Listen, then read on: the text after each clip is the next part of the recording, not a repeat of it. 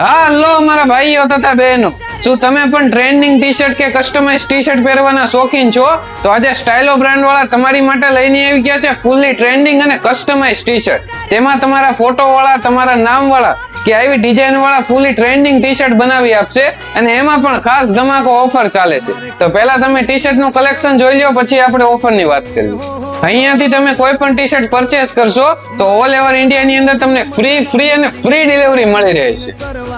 અહીંયા લોકો જાતે જ ડિઝાઇન કસ્ટમાઇઝ કરે છે અને પ્રિન્ટિંગ પણ કરે છે.